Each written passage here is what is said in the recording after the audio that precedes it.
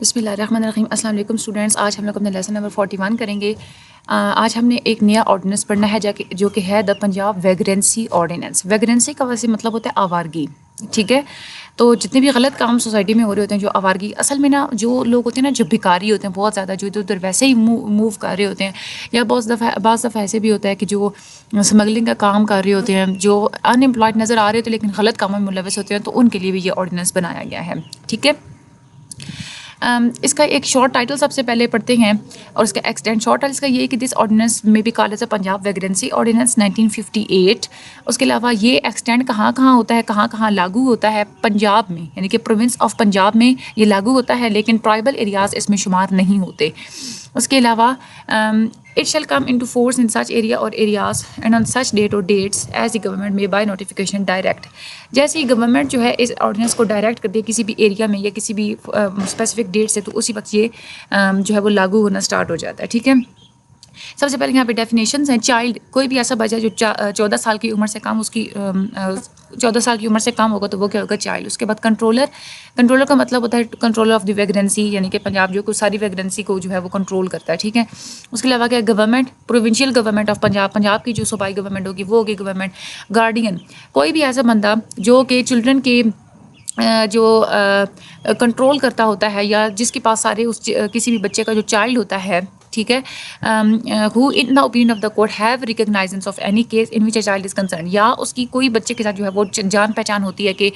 بچے کی نان و نفقہ کی جو ساری ذمہ داری تھی, پرورش کی ذمہ داری اگر اس بچے کی کسی بندے کے ساتھ ہوتی ہے, بندے پہ ہوتی ہے, تو وہ بندہ جو اس کا گارڈین ہوتا ہے. ٹھیک ہے, پرسکرائبڈ آپ لوگوں کو پتہ ہے جو رولس آرڈیننس میں لکھے ہوتے ہیں وہ پرسکرائبڈ ہوتے ہیں. پبلک پلیس میں پبلک پارک آ جاتا ہے. اس کے بعد جو باغات وغیرہ ہوتے ہیں, اس کے علاوہ جو ریلوے اسٹیشنز ہوتے ہیں, یا ویسے گراؤنڈ, یا کوئی ایسی گاڑیاں جہاں پہ پبلک آسانی سے ایکسیس حاصل کر سکتی ہے مفت میں یا پے کر کے, وہ ہماری پبلک پلیس ہوتی ہے. ویگرنٹ کا مطلب کیا ہوتا ہے؟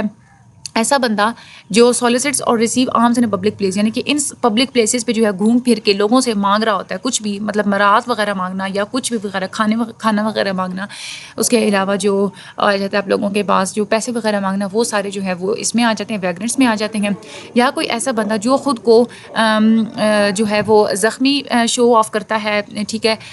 یا جو ہے خود کو انجرڈ شو آف کرتا ہے, یا خود کو جو ہے وہ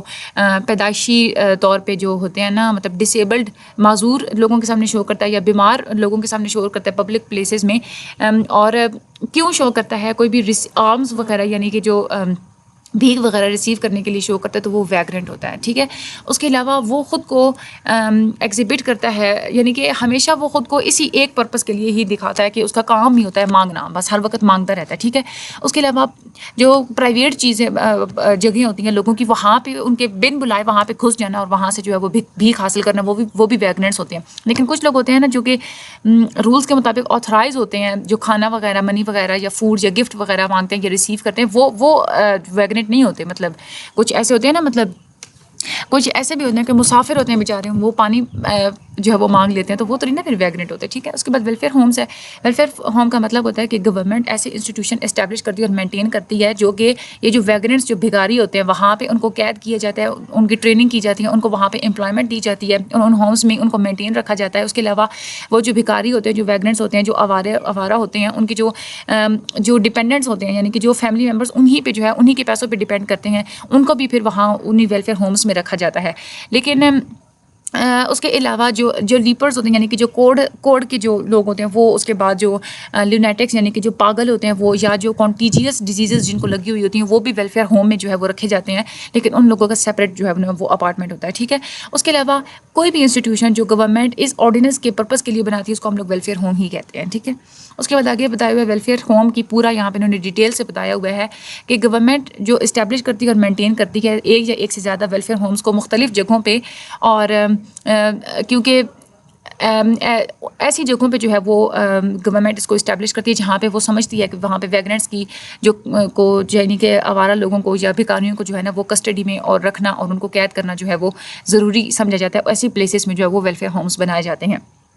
گورنمنٹ کبھی کبھار خود ہی بنا لیتی ہے، اسٹیبلش کر لیتی ہے پورے نئے سرے سے ویلفیئر ہومس کا، اور کبھی کبھی جو پہلے کی جو چیریٹیبل ادارے جو پہلے سے موجود ہوتے ہیں یا کوئی ایسی انسٹیٹیوشنز ہوتی ہیں جن کے پاس ایسی اتھارٹی ہوتی ہے ان ویگنٹس کو کنٹرول کرنے کی، تو ایسے انسٹیٹیوشنز کے ساتھ جو ہے نا وہ میل ملاپ کر کے اور ان کے درمیان میں ایگریمنٹ ہوتا ہے، اور پھر گورنمنٹ ایسی انسٹیٹیوشنز کو جو ہے وہ چینج کر دیتی ہے ویلفیئر ہوم میں آرڈیننس کے پرپز کے لیے. ٹھیک ہے، مینیجر کیا ہوتا ہے؟ جو بھی یہ جو ویلفیئر ہوم بنایا جاتا ہے اس میں ایک بندے کو تعینات کیا جاتا ہے جس کو پورا چارج دیا جاتا ہے ویلفیئر ہوم کے سارے معاملات دیکھنے کا. ٹھیک ہے، وہ مینیجر ہوتا ہے، اس کو گورنمنٹ خود اپوائنٹ کرتی ہے. ٹھیک ہے، اور اس کے علاوہ اس مینیجر کی مدد کے لیے دوسرا ایک میڈیکل کا اسٹاف اور اس کے بعد ایجوکیشنل اسٹاف یعنی کہ جو ٹریننگ وغیرہ دیتے ہیں ویگنٹس کو، وہ بھی جو ہے وہ اپوائنٹ کرتی ہے، وہ بھی ساری گورنمنٹ اپوائنٹ کرتی ہے مینیجر کی اسسٹنس کے لیے. مینیجر کی ڈیوٹیز کیا ہوتی ہیں؟ جب بھی کوئی ویگننٹ پہلے اس میں ویلفیئر ہوم میں آتا ہے تو مینیجر کیا کرتے ہیں؟ سب سے پہلے اس کا میڈیکل ایگزامینیشن کرتے ہیں، اس کو چیک کرتے ہیں. اب وہ چیک کیا کرتے ہیں؟ انہوں نے ایک رپورٹ فل آؤٹ کرنی ہوتی ہے اس کے چیک اپ کے بعد. اس رپورٹ میں اس کا سیکس لکھا جاتا ہے، یعنی کہ میل ہے یا فیمیل ہے، اس کی ایج لکھی جاتی ہے. اس کے علاوہ یہ نوٹ کیا جاتا ہے کہ کہیں یہ جو ویگننٹ ہے یہ جو اس کو کہیں لیپر تو نہیں ہے، یعنی کہ کوڑ کی بیماری تو نہیں ہے، جزام کی بیماری جسے کہتے ہیں. اس کے بعد یہ بھی نوٹ کیا جاتا ہے کہ اس کو کوئی اور مہلک بیماری ہو تو وہ بھی جو ہے وہ لکھا جاتا ہے. اس کے بعد یہ بھی نوٹ آؤٹ کیا جاتا ہے کہ وہ کوئی پاگل تو نہیں ہے، انسین یعنی کہ اپنے ہوش حواس میں ہے یا نہیں ہے، مینٹلی جو ہے ذہنی طور پہ نارمل ہے یا نہیں ہے. اس کے علاوہ اس کی جو ویسے جو پوری جنرل ہیلتھ کے بارے میں اور اس کی باڈی کی کنڈیشن کے بارے میں لکھا جاتا ہے، اور ساتھ میں یہ بھی لکھا جاتا ہے کہ یہ جو ویگننٹ ہے کس طرح کے کام کرنے کے قابل ہو سکتا ہے. ٹھیک ہے، اس کے علاوہ جو دوسرا کام ہوتا ہے پھر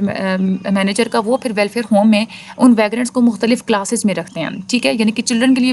الگ کلاس ہوتی ہے، فیمیلس کے لیے الگ ہوتی ہے، لیپرس یعنی کہ جو جزام کے مریض ہوتے ہیں یا جو دوسرے جن کو مہلک بیماری ہوتی ہیں ان کے لیے الگ کلاس ہوتی ہے. اس کے بعد پاگلوں کے لیے الگ سے ایک کلاس ہوتی ہے، لیونیٹکس کے لیے. اس کے بعد انفرم یعنی کہ جو لوگ بوڑھے ہوتے ہیں یا جو کمزور ہوتے ہیں یا جو معذور ہوتے ہیں ان کے لیے الگ ادارے ہوتے ہیں، اور جو ایبل باڈیڈ ہوتے ہیں یعنی کہ بالکل جو ٹھیک ٹھاک ہوتے ہیں ان کے لیے بھی الگ سے اپارٹمنٹس جو ہے وہ رکھے جاتے ہیں. اس کے علاوہ جن بچوں کی عمر جو ہے وہ 7 سال سے کم ہوتی ہے یا جو فیمیلز ہوتی ہیں ان کو اگر ان کے ساتھ کوئی میل فیملی ممبر ہے تو ان کو پھر الگ اپارٹمنٹ میں ریزیڈنس دی جاتی ہے، رہائش دی جاتی ہے. ٹھیک ہے، اس کے علاوہ مینیجر یہ جب ساری ان کو رہائش وغیرہ دے دیتے ہیں، مختلف اپارٹمنٹ میں سیٹ کر لیتے ہیں، تو اس کے بعد مینیجر کیا کرتا ہے؟ ارینج کرتا ہے اگر کوئی بچے ہوتے ہیں ان کی ایجوکیشن، بچے جو ویلفیئر ہوم میں ڈیٹینڈ ہوتے ہیں یعنی کہ اس میں ہوم میں جو قید ہوتے ہیں ان کو جو ہے وہ ویسے ان کو قید تو نہیں کرتا، رکھا ہی جاتا ہے نا. ٹھیک ہے، اس کے ویلفیئر ہوم میں جو بچے ہوتے ہیں ان کی ایجوکیشن کے لیے انتظامات کرنا، اس کے علاوہ جو ویگننٹس ہوتے ہیں ان کو انسٹرکشن دینا، ان کو ریہیبلیٹیٹ کرنا، ان کے میڈیکل ٹریٹمنٹ وغیرہ کرنا، اور ان کو ٹریننگس دینا، ان کو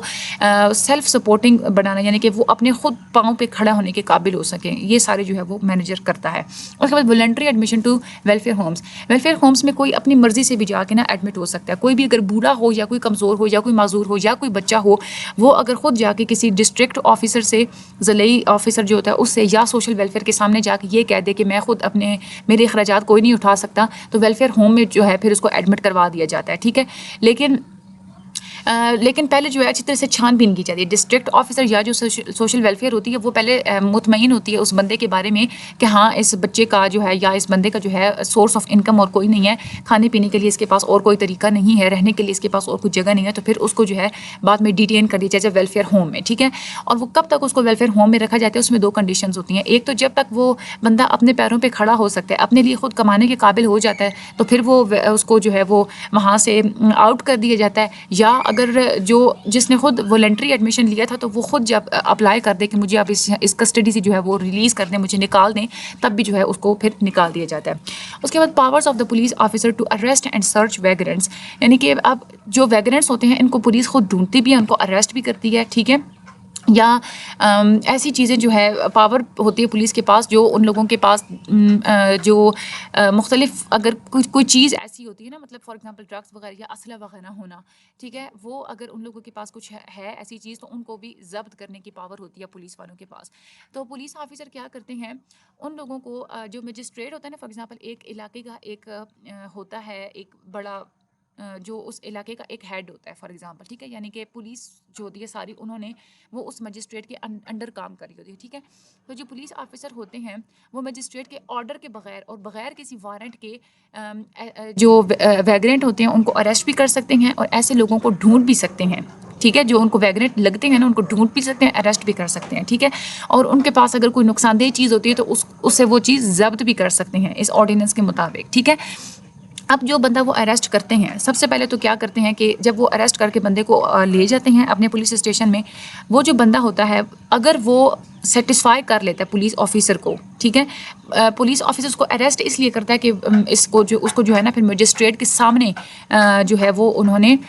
لے کے جانا ہوتا ہے، تاکہ مجسٹریٹ پھر اس کی ساری جو ہے وہ قانونی کارروائی آگے سے پھر دیکھتا ہے۔ تو اگر جو بھی جس کو اریسٹ کیا گیا ہے اگر وہ پولیس آفیسر کو سیٹسفائی کر لیتا ہے ضمانت کے لیے، ٹھیک ہے، یا ضمانت کے لیے اپلائی کروا دیتا ہے، یا پولیس آفیسر کو جو اس پہ شک تھا اس نے شک دور کر دیا تو پھر تو پولیس آفیسر اس کو جانے دیتا ہے، ٹھیک ہے، اس کو ریلیز کر دیتے ہیں، ٹھیک ہے، مجسٹریٹ کے سامنے پیش ہونے سے پہلے ہی۔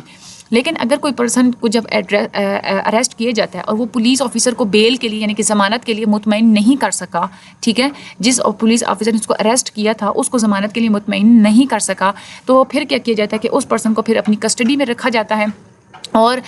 جو سب سے جو نزدیکی جو مجسٹریٹ ہوتا ہے نا اس کے سامنے پھر پیش کیا جاتا ہے، اور وہ 24 گھنٹے کے اندر اندر پیش کیا جاتا ہے، اور اس 24 گھنٹے میں جو